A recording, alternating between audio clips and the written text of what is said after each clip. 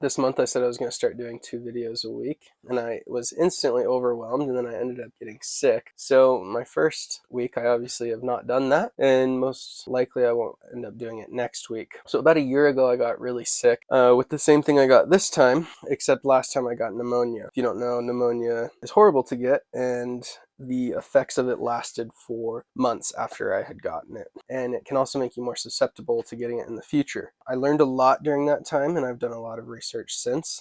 And I came up with quite a list of things to do to decrease the chances of getting pneumonia for myself. Now, none of this is medical advice, and it's not something you should just take my word for. If any of these things catch your interest, then you should look them up and do your own research. And I don't know anything about any of you, and so I don't know what kind of medications you're taking. I don't know what kind of other ailments you have, or if you even have the same problems that I'm having. Here's what I did to make sure that this didn't turn into something more like it did last time. And so this would be if you have something like a cold or anything that has like excess mucus in your lungs, or even just sinus wise. Number one, move. Sometimes when you get sick, it feels like the last thing you should be doing, and definitely the last thing you want to be doing, is moving. But there's a couple of specific ways. So don't become just complacent. Don't sit in one spot. Things settle when that happens, and you don't want that to happen. So go on short walks 2 to 3 times a day, morning, afternoon, and night. And this could literally mean go to the end of the block. It could mean the end of your driveway.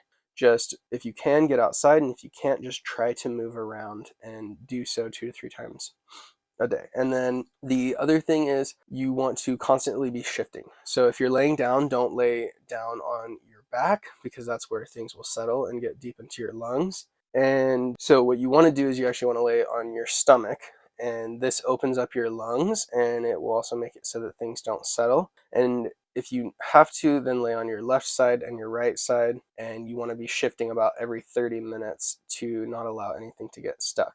And this is one of the biggest mistakes I made when I got sick last time, is I did not move at all. The first day I got sick, I fainted and knocked my head last year. And so I was feeling dizzy and very faint every time I got up. So I just didn't move, when really I should have still continued to move and had someone guide me, being careful.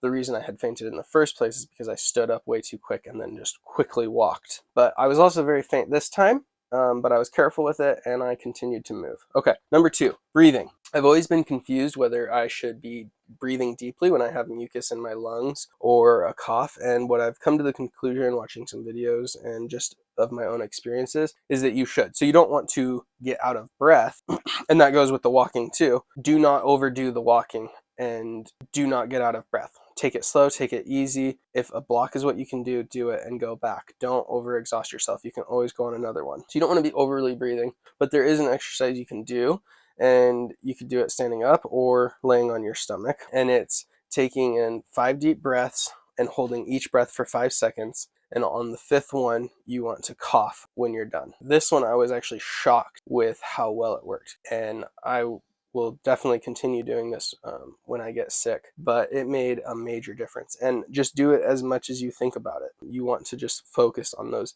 deep breaths. And the reason you do this is it helps to expel excess mucus, but it also helps get the air deep into your diaphragm and deep into your lungs, where the lung walls will kind of stick together, which can create really great environment for bacteria. So you want to get that opened up, and then you want to get the mucus out of there. Salt gargling. So the first day I woke up, I was nasally in the back of my nose. It was very dry, kind of like I had snored all night, but I hadn't. And I wish I had started this that day, but I didn't. And I waited till the next day, and it got worse. And all you do is put salt water in a glass. You can look up online how much water per how much salt, and you do it 3 times a day. The second day, I hit it much, or it might have even been the third day. I hit it much harder, and I started doing it. I did it a lot more than that. But make sure you're not drinking this extremely salty water. You want to stay hydrated, but you don't want to have a bunch of water. Stay clean every day or every couple days. Clean your pillow sheets, clean your sheets, change out your pillow, and then also use cleaner to wash things that you're touching all the time, like your doorknobs, your light switches, anything that you just grab all of the time. Just clean them down every day or every couple of days. The worst thing you can do is get re-sick with the same exact thing. It never seems to go well. With that same kind of idea, you can use hydrogen peroxide to and pour it over your toothbrush to clean it, and then just rinse it off afterward. You can also use hydrogen peroxide on a Q-tip and clean your nose with it, and also your mouth. Again, you're supposed to be diluting this. You can also do it in your ears, but you're supposed to be diluting this. And so look up more information if that's something that you're interested in. Whenever I get sick, I get inflamed, and that includes my ears, which for me can lead to swimmer's ear pretty easily. So what I do is I have just alcohol drops that are made for the swimmer's ear, and those are the things that have worked best for me. Just doing straight up alcohol with like a Q-tip or anything has never really worked for me. And all you do is you put the drops in, it's like 5 or 6 of them, hold your ear up to allow things to drain and fall through, and then you press right here 10 or 12 times and then drain it as well as you can. You don't want to be like sticking Q-tips a lot in there. I would really only do this like once a day. You don't want to overdo it. I did overdo it when I got swimmer's ear the first time, like a year ago.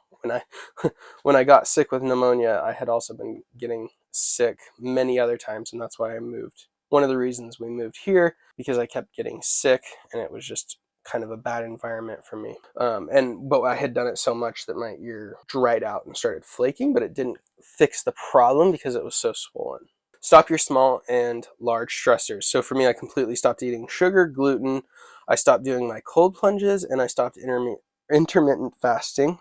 Instead, I ate food in the morning and at night, and I skipped out on lunch. I didn't put my body in a stress state this way, but I don't eat a lot of food when I'm sick, but it still allowed me to take my vitamin. And then large stressors would be like work. Obviously, you don't want to continue with those like large stressors that are going to keep you sick. And that's why with this, I am not willing to I did it once, which was last year, and I made work more important than my health. And I won't do that again because it didn't save me anything. It didn't allow me to work more. All it really did was make it so that I could work less and with less efficiency and for a longer period of time. When if I would have just healed, I probably would have just gotten over it and been able to move on. And with that, I think pretty much everyone is going to want to stop eating white sugar. It inflames your body. Your body doesn't handle it very well, and you may be fine with gluten, and that's fine. But for the most part, just take it easy on the sugar when you get sick. Specifically, stay hydrated. I think this is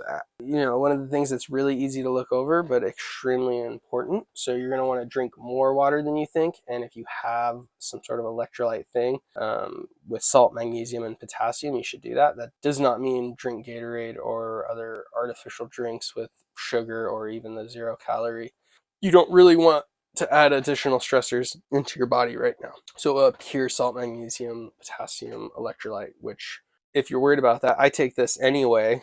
You can add those 3 ingredients together to make an electrolyte. Tea was extremely helpful. It helps clear the sinuses just because you're drinking warm water in the first place, but then also tea can have a lot of different benefits. So mullein tea, which you can actually find mullein around here in Montana, and I'll probably do a foraging video later this year on foraging these different things. But mullein tea can help to expel excess mucus.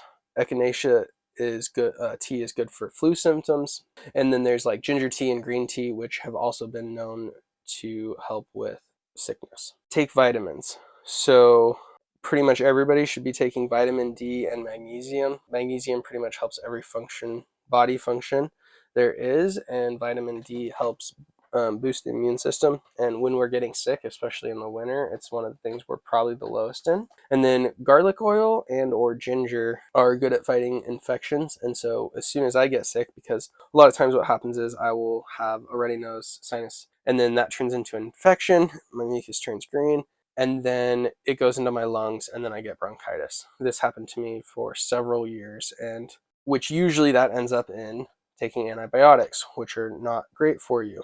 So as soon as I start to get any sort of symptoms, I start taking garlic oil twice a day. And there's many others that you can look up, vitamins and everything that are antibacterial. And another thing that is great to take is NAC do your own research, but it keeps the bacteria off the lining of your lungs, allowing you to expel it and not allowing it to get within there, which I think for a lot of the sicknesses that have been going around, the sickness itself is a problem, but maybe more so is that everybody I've heard of is getting pneumonia, and pneumonia is extremely bad for you to get, and it can kill you. I think that when you get sick with it, it's almost more important to think about everything you can do to not get pneumonia versus allowing your body to fight it. And this happened last time too, where about 3 or 4 days in, I knew I had beat what I originally got, but then it had gone to my lungs, and then the real problem started there. And the final thing, and actually the thing that probably made the biggest difference this time, and I only figured it out about halfway through, was taking cayenne pepper. So literally I would take a half teaspoon of cayenne pepper and drink it, and I started adding it to my food. And if you don't like spiciness, you can drink it and then take a scoop of honey, which is also antibacterial, and it can I don't overdo the honey because of the sugar in it, but I would still take some because of its good properties, like with food and dinner. But the cayenne pepper instantly would clear up my mucus problems, and then there is a ton of other benefits to it, but every single time I would notice my symptoms become better, and I did it 3 times a day. And I think this will be something that I just start doing, is using cayenne pepper before I even get sick. So I've made a couple of videos already that I just need to finish. I made some coconut ice cream that's non-dairy, and if you want it to be, it can be keto. I made something called pine needle Sprite, which is actually pretty cool. It's just the needles fermented with just sugar. It's just their natural yeast eat the sugar, and it creates this like soda-like jar, and it's pretty yummy, and it was fun to make, and it's something you can do if you have a pine tree, and it's just one of those projects during winter that can be fun. And then I've got some other things, like I'm going to try to make some beeswax candles, and again, that's because of my lungs.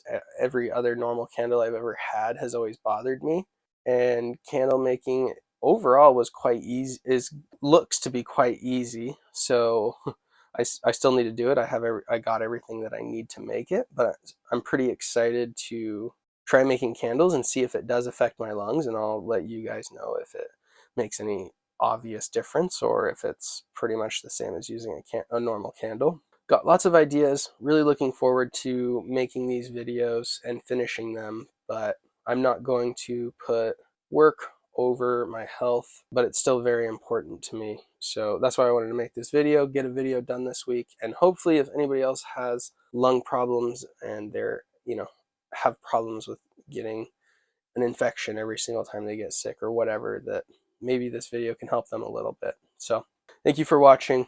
Have a good one.